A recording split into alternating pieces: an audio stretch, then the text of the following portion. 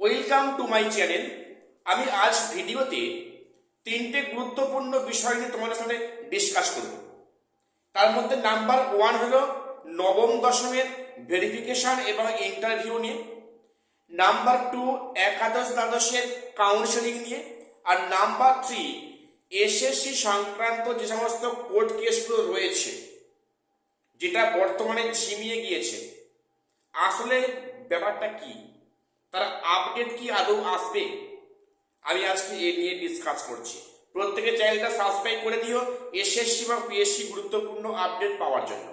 আজকে প্রথম যেটা বলি, তোমরা সবাই জানো যে 9 তারিখে গত 9 মার্চ কমিশন তার ওয়েবসাইটে সবাইকে অবাক করে সেখানে একাদশ দ্বাদশ এবং 9 10-এর আগামী দিনের রিক্রুটমেন্ট প্রসেসের একটা ক্যালেন্ডার প্রকাশ করেছে, যেখানে পরিষ্কার উল্লেখ আছে যে নবম দশম ভেরিফিকেশন এবং ইন্টারভিউ এবং সাইড বাই সাইড একাদশ দ্বাদশের কাউন্সেলিং প্রক্রিয়া হবে।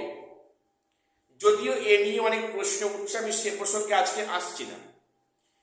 প্রথম বলি যে একাদশ দ্বাদশে যে বিষয়গুলো এখনো বাকি রয়েছে সেগুলো কিন্তু পার্টে পার্টে কাউন্সেলিং হবে, সেখানে ডেট ধার্য করা হয়েছে।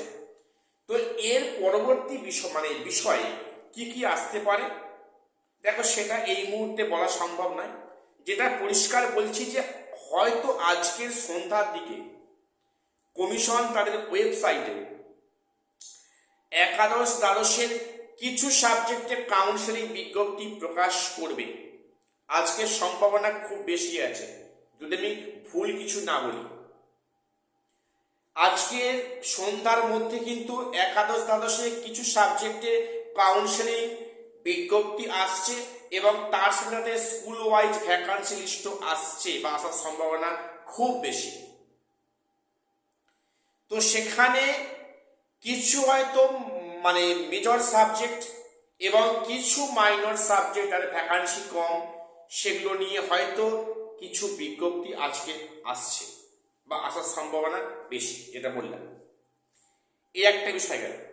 এবারে যে প্রশ্নটা ঘুরে ফিরে প্রত্যেকের মনের মধ্যে ঘুরছে যে নবম দশমের ভেরিফিকেশন এবং ইন্টারভিউ যে একই সাথে প্রক্রিয়াগুলো কন্টিনিউ হবে, যে প্রশ্নটা অনেকে প্রথম আসছিল মনের মধ্যে যে সেখানে কি সেখানে কি ভেরিফিকেশন এবং ইন্টারভিউ একদিনে হবে, তার উত্তর না।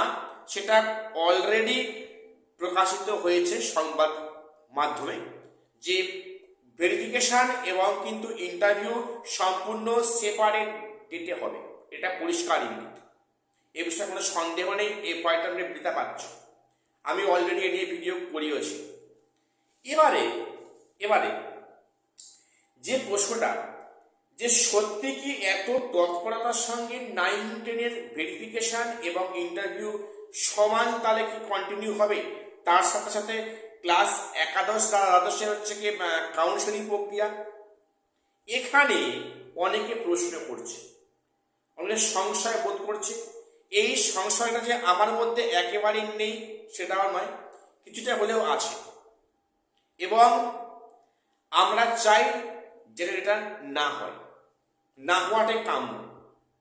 সেটা কি, এই যে এসএসসি যে একটা ক্যালেন্ডার প্রকাশ করেছে আগামী প্রক্রিয়া সম্পর্কে, অনেকে মতামত যে এই যে শিডিউল প্রকাশ করেছে এটা করেছে কি এই জন্য যে পরবর্তীকালে 31শে আগস্টের মধ্যে যদি নিয়োগ প্রক্রিয়া কমপ্লিট না করতে পারে কমিশন, তাহলে কি সেক্ষেত্রে সুপ্রিম কোর্টের কাছে একটা সুযোগ পাওয়া যাবে যে মাই লর্ড, আমরা তো এখানে একটা ক্যালেন্ডার প্রকাশ করেছিলাম কিন্তু বিভিন্ন কারণে কোর্ট কেস জনিত কারণে সেই প্রক্রিয়া কন্টিনিউ করতে পারছি না, ডিলে হচ্ছে, এতে আমাদের কোনো দোষ বা কোনো ভুল নেই, আমাদের কিছুটা আরো সময় দেওয়া হোক। তাই কি এত তৎপরতা? আর আমরা দেখেছি যে কমিশন একের পর এক যে কাজগুলো করছে তা কিন্তু প্রত্যেকটা কিন্তু আইনি পদক্ষেপ নিচ্ছে বিভিন্ন ক্যান্ডিডেটরা। কমিশন হয়তো জানে যে আমরা এই কাজটা করলে হয়তো সেখানে আইনি সমস্যা আসবে এবং সেখানে আইনি সমস্যা দোহাই দিয়ে কিছুটা আরো সময় পাওয়া যাবে, যে আমাদের তো কোনো ভুল নয়, আমরা ক্যালেন্ডার আকারে প্রকাশ করেছি, মাঝখান থেকে কোর্ট কেস হলে সেক্ষেত্রে আমাদের কি করার আছে। এই যে জায়গাটা, এটাই কমিশন করতে চাইছে।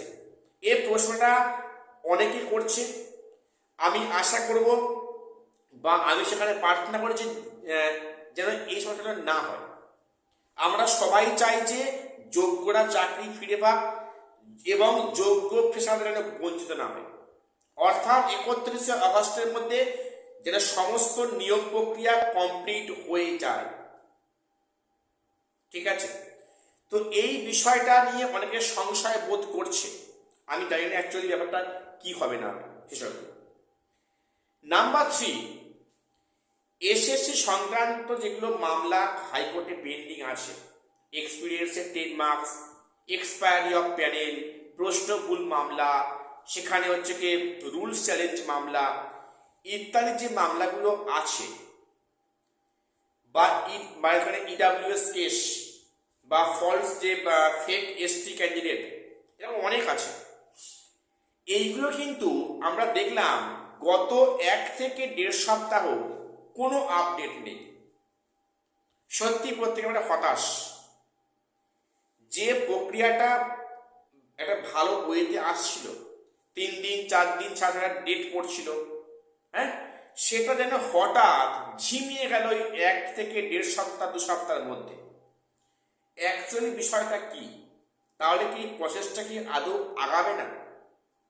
দেখো, এখানে বলে রাখি, এটা সম্পূর্ণ কোর্টের তত্ত্বাবধানে আছে। সেক্ষেত্রে কিন্তু আমরা সেখানে তাড়াহুড়ো করলে কোনো লাভ হবে না। আমাদের ভারতের সংবিধানটা এমনই, আইন এমনই, আইন আইনের পথে হাঁটে। সেখানে ডিলে বা লেন্দি হলেও আমাদের কিছু করার নেই, কারণ আমরা প্রত্যেককে সংবিধানকে শ্রদ্ধা জানাই এবং আমরা প্রত্যেকে সংবিধান মানতে বাধ্য। কাজেই সেক্ষেত্রে আমাদের ওয়েট করাটা কিছু উপায় নেই। যে প্রশ্নটা অনেকের মনে সংশয় আবারও আসছে, তাহলে কি এই সমস্ত কেস পুরো চাপা পড়ে যাবে? পড়ে গিয়ে যেমনটি হচ্ছে তেমনটি কি নিয়োগ হবে? একটা বিষয় মনে রাখো, কিন্তু যেখানে গত 9 তারিখেও মানে এসএসসি সেটা স্বীকার করেছে যে এই নিয়োগ প্রক্রিয়ায় কিন্তু কিছু একটা অঘটন ঘটে গেলে কর্তৃপক্ষ দায়ী থাকবে না। অর্থাৎ কোর্ট কেস যেটা আসবে, যে ভার্ডিক্ট আসবে, সেটা প্রত্যেককে মান্যতা প্রদান করতে হবে। সেক্ষেত্রে নিয়োগ প্রক্রিয়া নিয়োগ হয়ে যাওয়ার পরে কোনো সমস্যা সৃষ্টি হয়, তাহলে যে কোনো সময় এই যে গোটা প্যানেল প্রক্রিয়া আছে তা কিন্তু মানে প্রশ্নমুখে পড়তে পারে। সেটা অলরেডি প্রশ্নমুখে পড়ে আছে। ঠিক আছে, তো এই সমস্ত বিষয়ে মানে অনেক প্রশ্ন মনের মধ্যে আসছে বা আসাটা স্বাভাবিক, যে হঠাৎ করে এই কোর্ট কেসটা থমকে গেল কেন? এর উত্তর সত্যি আমার সেখানে জানা নেই। দেখা যাক নেক্সট উইকে কোনো আপডেট আসে কিনা এই সংক্রান্ত। তো আজকে আমার এটুকুই আপডেট দেওয়ার ছিল। প্রত্যেকে চ্যানেলটা সাবস্ক্রাইব করে রাখো এসএসসি এবং পিএসসি গুরুত্বপূর্ণ আপডেট পাওয়ার জন্য। আর শেষ করলাম, দেখা হচ্ছে পরে কোনো আপডেট।